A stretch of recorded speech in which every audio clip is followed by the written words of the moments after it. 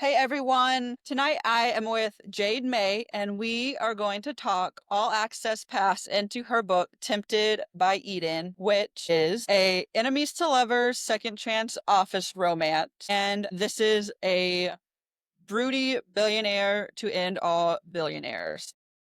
And I'm going to go ahead and kick us off with a question we all are curious about. So, this book begins with a time jump. What made you decide to start their book there? A time jump, as in they were at the club at the start? Is that what you're referring to? Yeah. No, sorry, it wasn't at the club. It was There on their are vacation.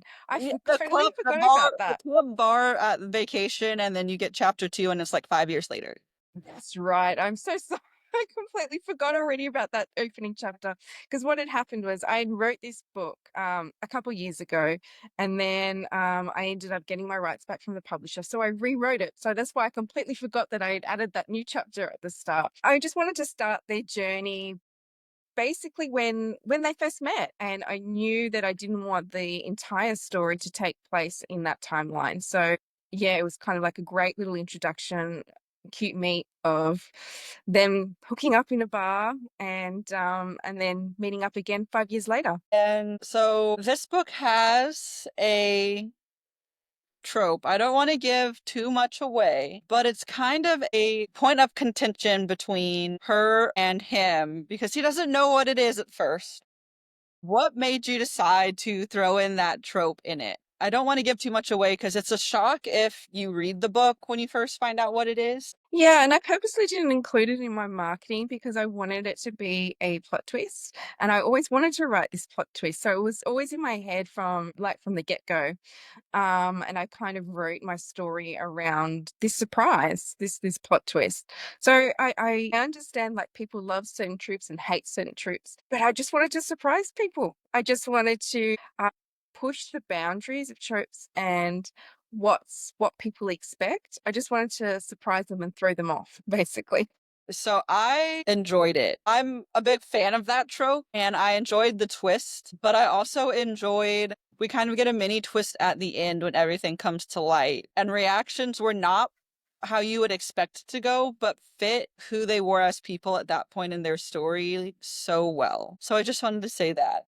Oh, thank you so much. That's really kind. The reactions has been amazing. The reviews that have been coming in and the people that have been sliding into my DMs and been saying how much they loved it, and how much that it was a shock for them. But I suppose, the more that the reviews are coming out and the more that we talk about it, I did leave kind of, little breadcrumbs along the way with the story. So I'm sure when people read it, they're looking for it now. So that I'm sure they'll pick up on it a lot sooner than what, my ARC readers did. For this book, so the title drops a hint. Eden. Eden is a feel, a vibe, a actual club in this book. How was it for you crafting, that kind of, sensual upper class, but also kind of the underbelly of, the upper echelon of billionaires in the business world? Yeah, I always wanted to write about the sex industry. I always super fascinated by it. And a long time ago, I used to work behind the scenes in marketing at a Sydney brothel. And I was really inspired by the sex workers' stories and their lives. So I always wanted to write a story about a club. Something like Eden. And I just, listening to client stories and the workers' stories, it just kind of makes sense that this place is what I've created of Eden is, I mean, it plays on the Garden of Eden and it's an escape. It's a fantasy world where, you can live out your fantasies in a safe and consensual way. And what I did find, which was, related really well to reality, is that when you do have that amount of money and you are that well off, that there is not much more, how can I say it? You're always pushing the boundaries of what you can obtain. You know what I mean? Like when you're that well off, you're always surrounded by yes people. And so it's always about pushing the boundaries, what more, and how can they get that sweet rush of dopamine and endorphins. Yeah. So that's why I wanted to create Auden, a really classy, seductive club.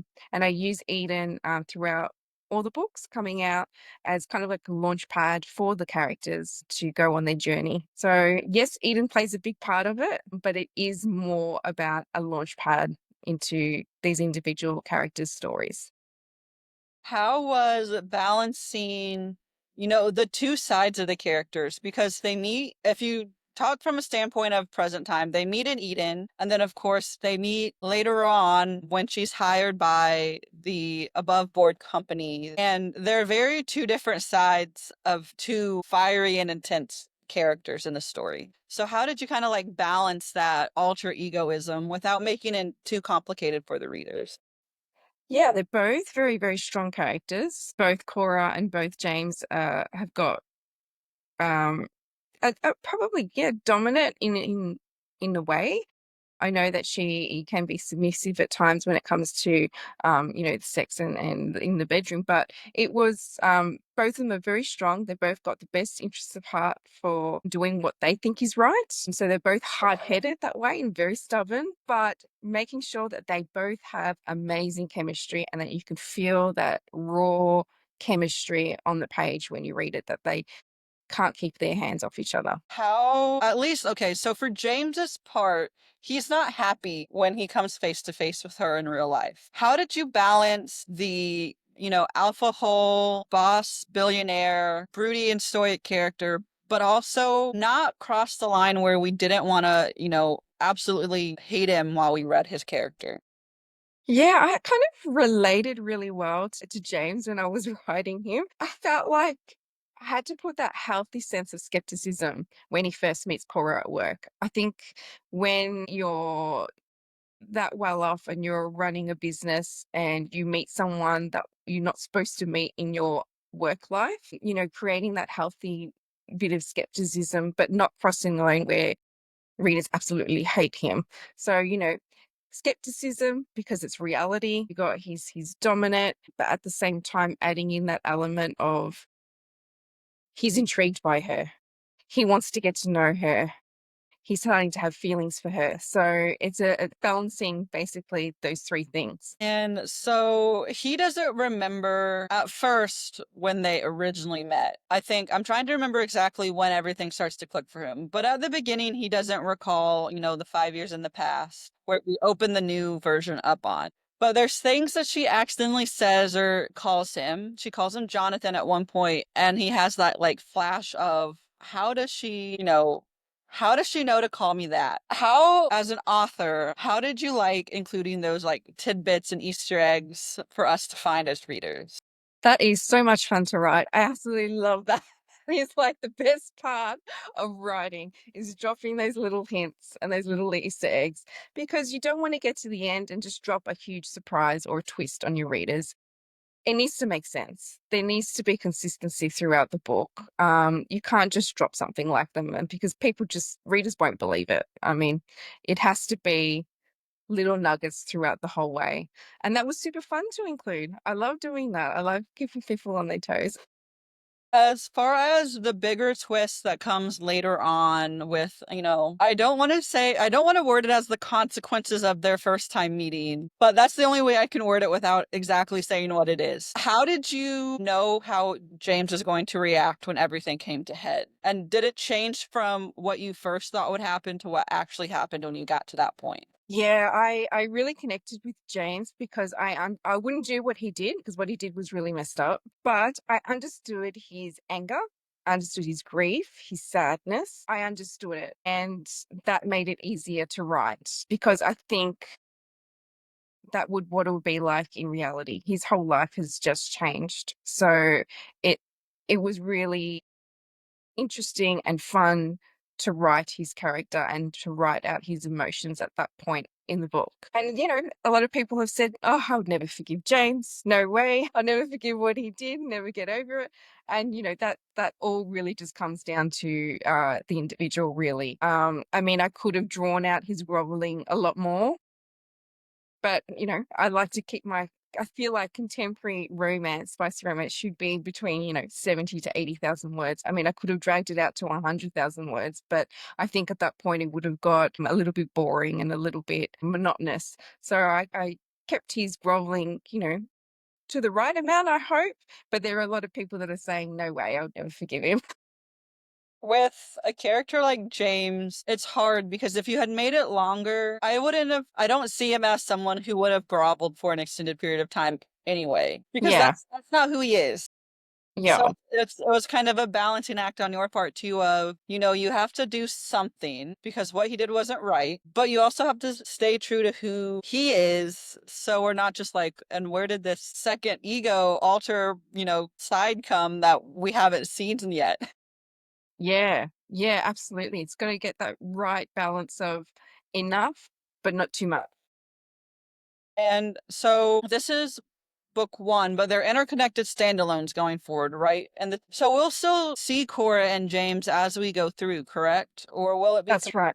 okay? Yeah, yeah, they'll make a feature. They won't be in it much, but they do feature actually, in saying that, Seduced by Eden, they do feature a little bit more than the other books. So Seduced by Eden is the next book. It's the second one, and it's based on Haley and Damon, and that comes out on May 21. And Cora and James do feature a little bit. There is some spicy time with all of them together.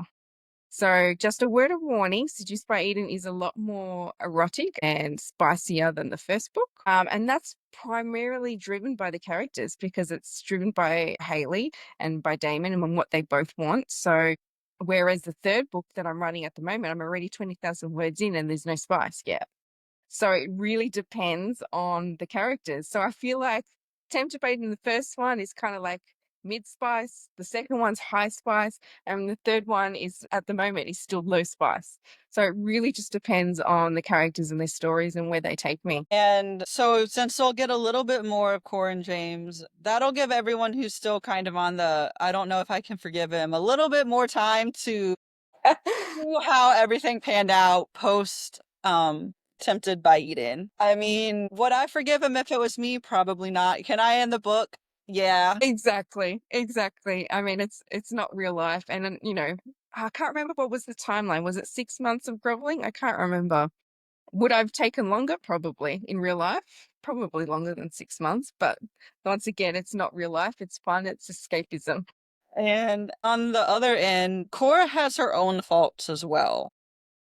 Yeah, With yeah, what she withholds and how long she's withholding it after they get closer together, and she's still kind of, I don't know if I'm so neither of ready. them are Yeah. without fault. It just Mm. kind of falls on what end of the fault you're gonna, take sides on. That's right. And they're both flawed characters. I don't write perfect characters. I write flawed characters because I feel like that does mimic real life. Both of them are bad communicators. And I think, the miscommunication trope gets a lot of, like, it gets a bad rap.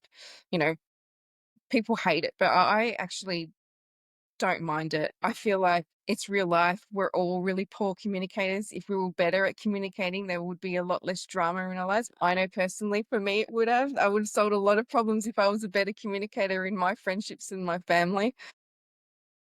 And I think that really comes through with Cora and James. Both of them are stubborn. Both of them want what's best. They've both got good intentions at heart, but they're on the opposite sides. They both think that what the way their way is right. So that's where they collide. And on the side of Cora, so one of her big arcs also falls in line with the trope that we're not trying to release yet. But how did you balance, her story without making her, a villain? Because she could have very much turned into a villain in James's story, depending on how you arced her story Yeah. closer together. Yeah, absolutely. Well, she is the villain in James's story, and she's his. So it's yeah, it was very, very interesting to make her go through that because as a mother as well, I kind of related to that. You would do anything to protect your child.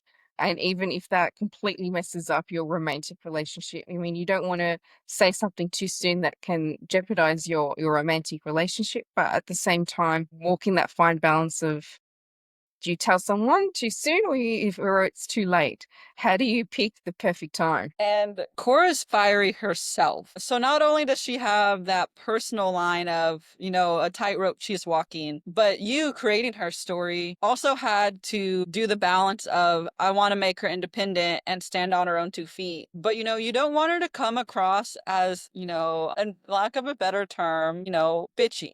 Yeah, And yeah. so I'm curious, how did you balance that aspect of who she was? Because she is very much, independent in her life when we started the book.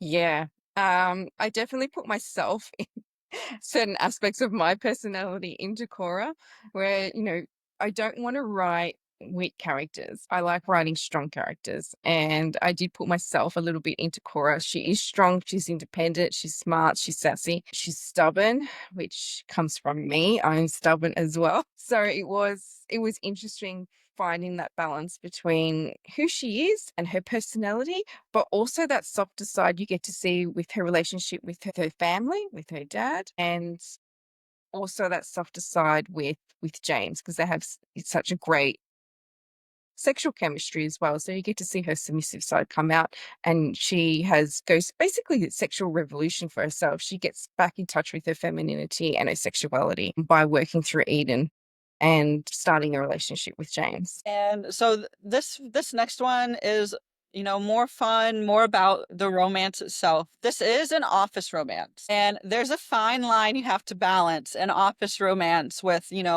making it sensual and making it fun without making it sleazy because it's, a boss assistant or boss employee dynamic. What was your favorite part of creating the office romance between Cora and James? The tension. I love writing the tension. It's so much fun. The looks and the feel, the vibes when you walk past someone or going up to see somebody in their office. It's just all that, the tension that surrounds it. That's the best part to write. Did you have any moments where you're just like, this is a great scene? If I could, be happy, this would be the scene that I picked. Good question. Look, I do love it when she goes up to see Damon and she bypasses James's office. Like for me, that's just like it's just funny because she's trying to avoid him at the same time of embarrassing herself further. And yeah, I just love the dynamics and how that plays out. It's for me, it's hilarious. And I tried to include some funny parts in it. I'm not sure if anyone else finds it funny, but I did writing it. When writing this story, did you resonate more with Cora's point of view or James's point of view? Both.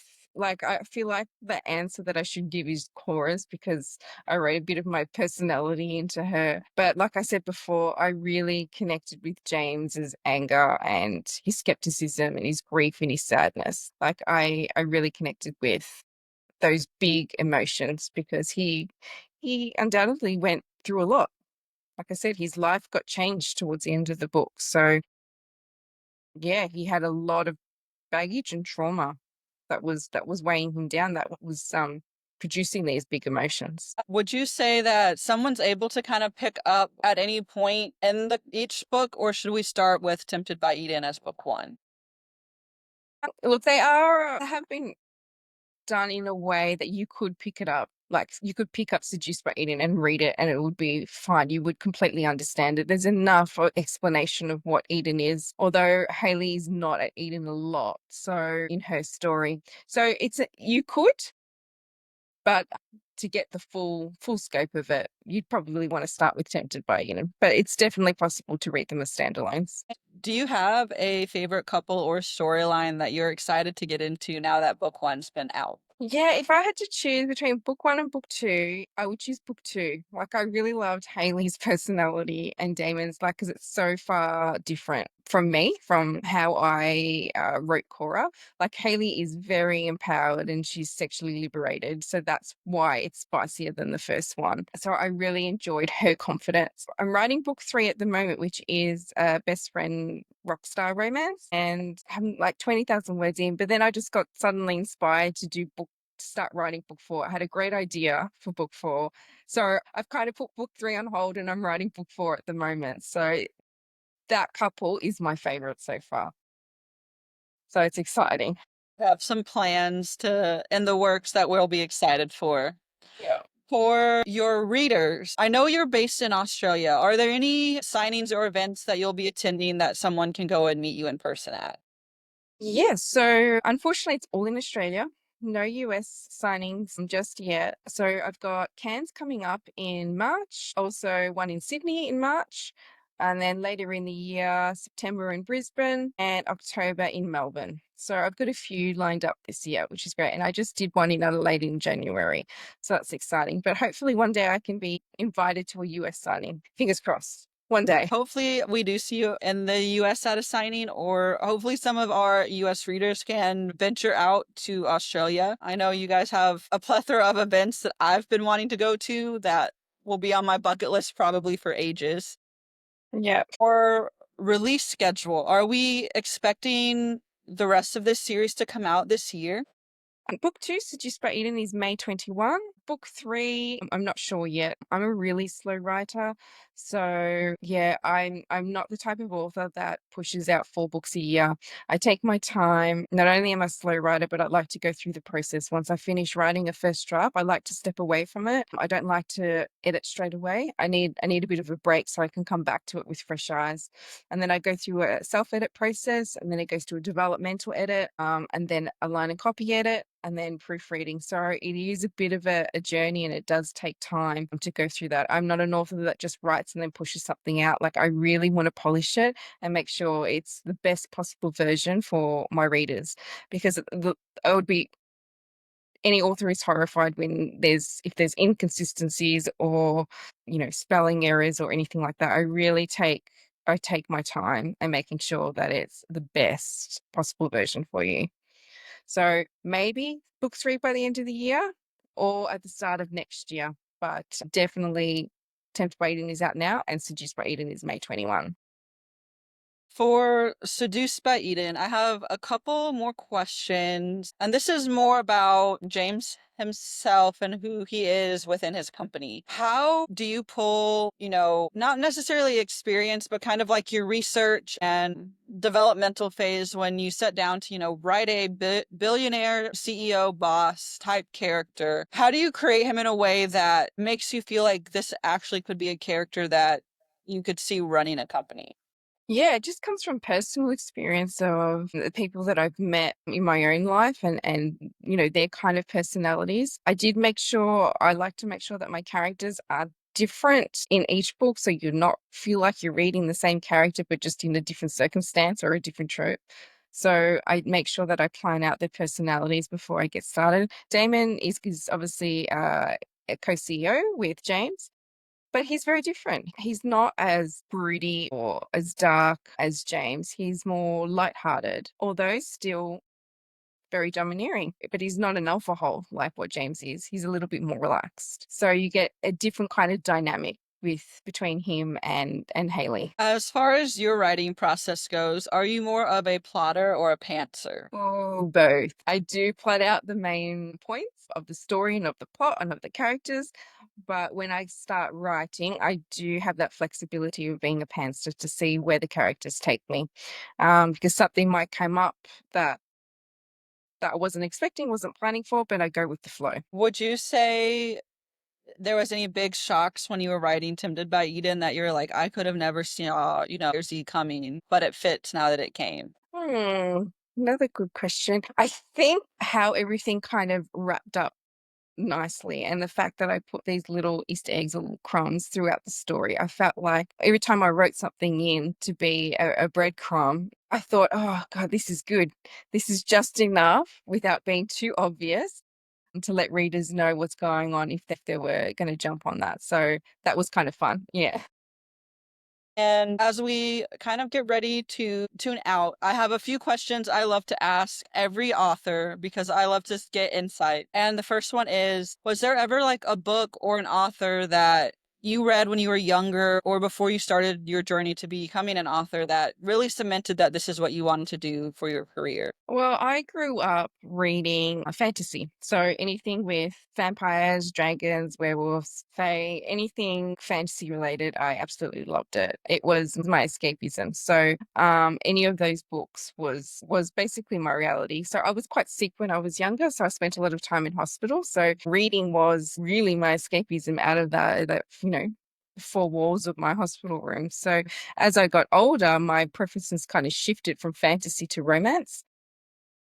And, I read, all types of romances and, the spicier, the better. For me, it was still about escapism. It was experiencing, the female main character's journey, her passion, her pleasure, her pain. So for me, that was my life experience, was living through the main character's story.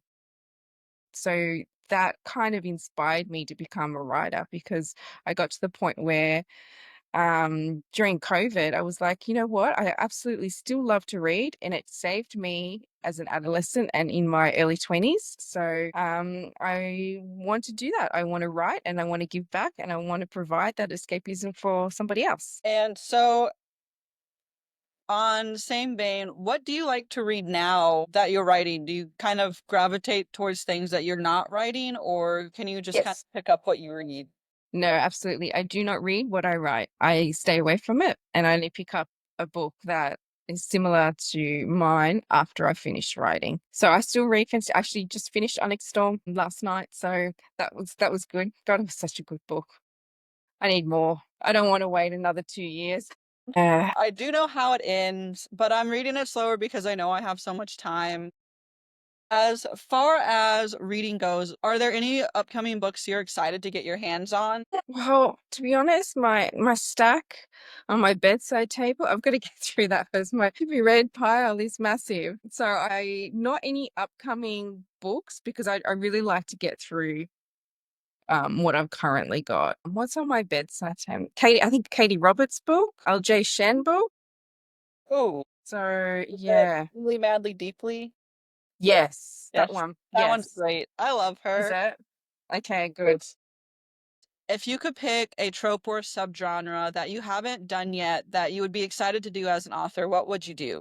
Yeah, definitely. After I finish this Eden series, I'm gonna need like a palette cleanser. Like I need to do like either a dark romance or a fantasy or something like that. I would like to do a novella. So novellas don't really fit fantasy because there's a lot of world building and it's actually a lot longer than a contemporary romance. So maybe it's like a dark romance novella, just something completely different.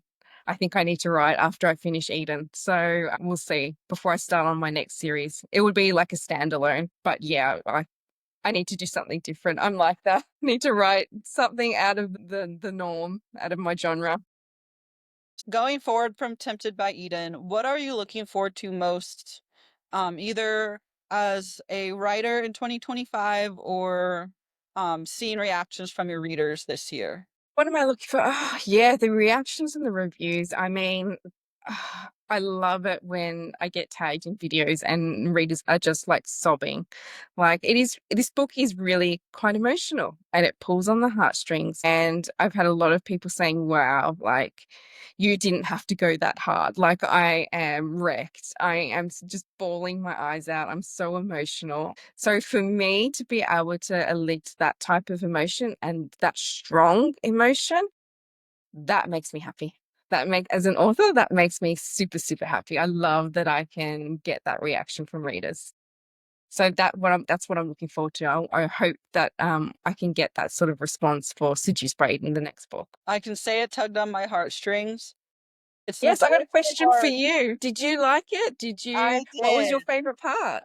So I had I really enjoyed the way they met at the beginning, that prologue chapter that is way before the story starts, because it set the tone for how I saw this book going. And then I also, on the other end, I also really enjoyed like that last chapter epilogue where you see their version of a happily ever after, because it's not, tied up pretty like you want it to be in a romance book, but it fit who Cora and James were. And I felt like if you had gone with the pretty everything's tied in a bow, it wouldn't have read like them. Yeah. Yeah. But my favorite part, I think my favorite part was when she stole the cash and then showed up the next day and realized her new boss was who she stole the cash from. Yeah, that's kind of funny. I just really loved all the emotions in her like inner dialogue that she went through from like anger to when she realized who he was to oh my god, I need this job now. I was like, this is great. For James, I liked his reaction when he finds out about the big secret. Because I felt like did he have a severe reaction? Yes, but James is a severe person and we saw how he has very disruptive and like um expulsive emotions throughout this book. So I felt like if you had done it differently, I would have been like, that's not how he would have reacted. That did. Yeah. You know, this man that doesn't trust people is paranoid, like immediately thought that she was like trying to like worm her way into his life. If he didn't have that over the top, we hate him reaction, it wouldn't have been James. Yeah. Yeah. I I liked it. completely agree. Did And it tug on your emotions? Were so you emotional? It it did. And like I was saying before the first question, it's really hard to get me to cry. Everyone likes to ask me, "Did you cry in this book?" And I'm like, I had five. I have six books now that have made me tear up. One of them isn't in a contemporary romance. It's the book Thief, about the Nazi war and the Yes. Yes. Yes. that book made me cry. It makes me cry every time I read it. And the other ones, two of them are by B. Celeste. It's Under the Sycamore Tree. And then her one coming out Beyond the Broken Bridges. I just finished that arc and I love her and I hate her because her books just, they're so good, but they just destroy me. Yeah. Yeah.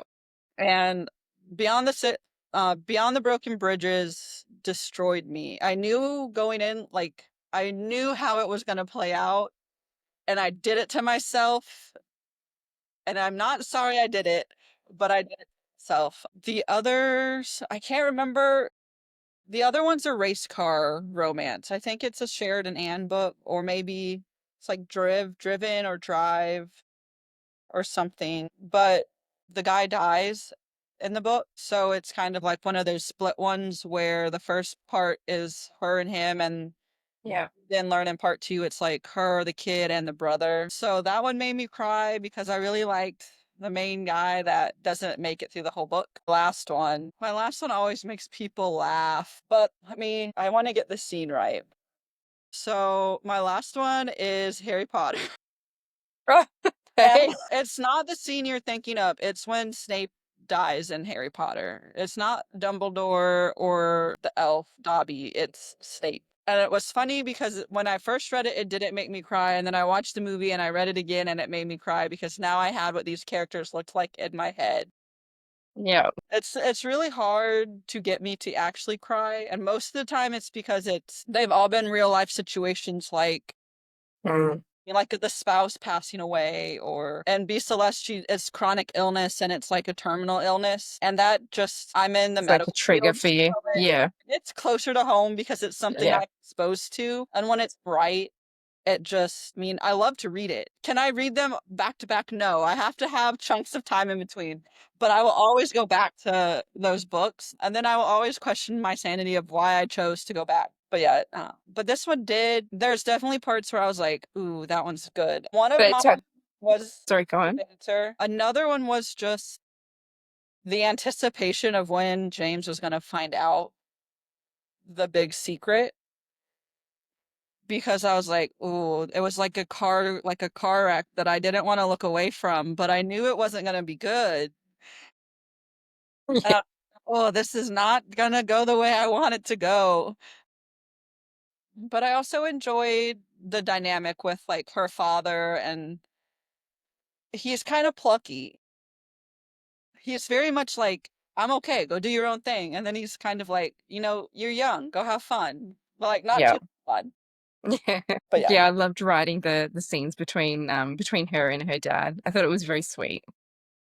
Yeah, I did enjoy it. I always enjoy when there's like, like a paternal figure or even a grandparent, and I enjoy the first time they meet the romantic interest because it has so many avenues, and I enjoyed the way it went in here because he's very biased of what he hears from Cora and how he, the past so many years has gone through personally with everything that went down. And I enjoyed that one. It wasn't as intense and emotional, but I thought it was fitting for where you put it, but also fitting because it's one of the first times we see James a little nervous. Not like Yeah, outright like nervous, but like there's like cues that you wrote in that scene where you're just like, this man actually has feelings.